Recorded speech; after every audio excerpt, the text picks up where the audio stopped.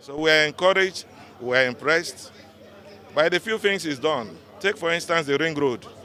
It's a major which this nation has not seen in a long, long time. We're also seeing the interventions is everywhere. It's not only hands-on, it's very practical. He tries to get things done, even things that have already got stuck by several reasons. He tries to untunnel them and make sure things are working.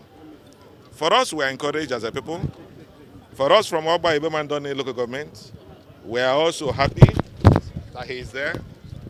We are hoping that all that he has in mind will translate to good works for the state. We are happy and we pray that God will enable him and endow him with wisdom and strength. Also to give him respite from those who want to see his shadow go down. They will not succeed. Everybody must come together and help him to take the state forward to a different level. We are aware that after now it will no longer be roads. There are so many other aspects of the state life that needs to be touched. He's pragmatic enough to understand that, and I know he will do it.